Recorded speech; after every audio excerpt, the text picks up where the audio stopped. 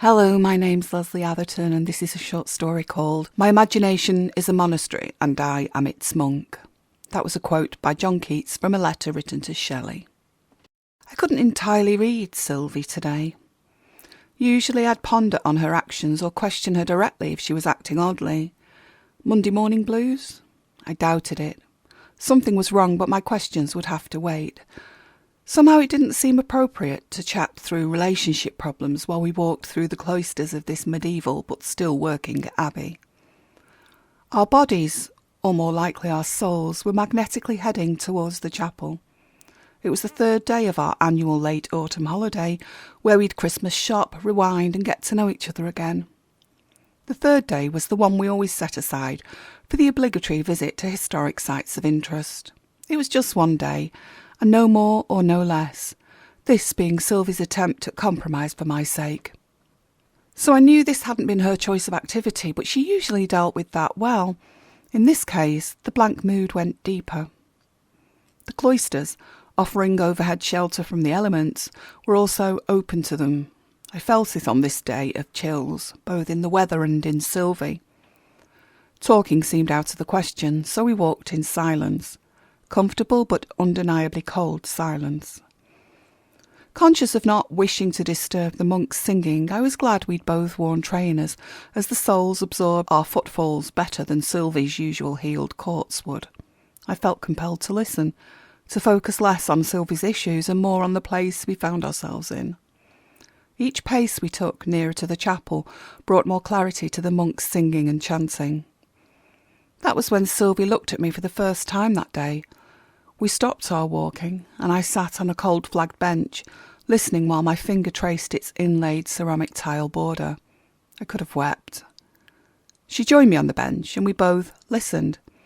I wondered if she was thinking the same thing, that when this monastery was founded, collective voice sounds just like these would have enticed even the most unwilling inquirer towards the abbey's gates. They still would take some beating, these nearest sounds to heaven.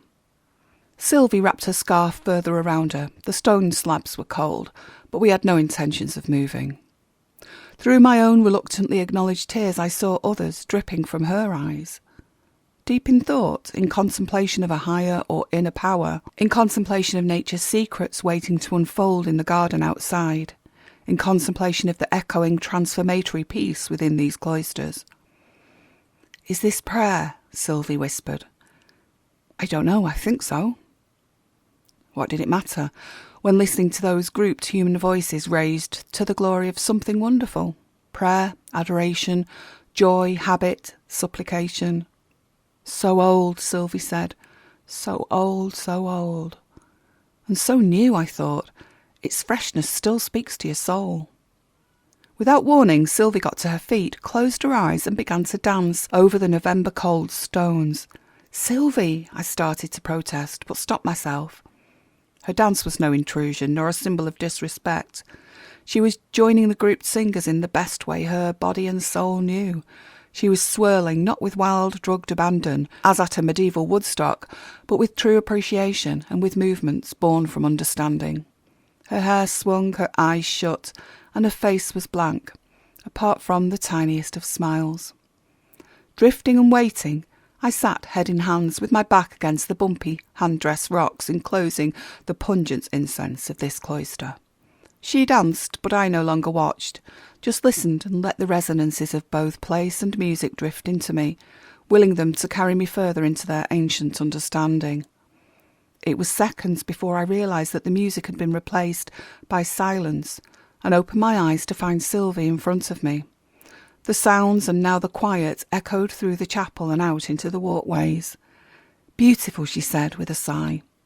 "Beautiful," I agreed, thinking, "Yes, you are," as she pulled me to my feet. We walked and absorbed the reflections where singing once had been, the sound of men shuffling, sighing, then silence, stunning, absent yet ever-present silence. Glorious, restorative, full, resonant silence, absorbing both our voices and our footfalls as we continued round the cloisters and made our way reluctantly back to the car. Healed a little, open to each other again, hand in hand, remembering.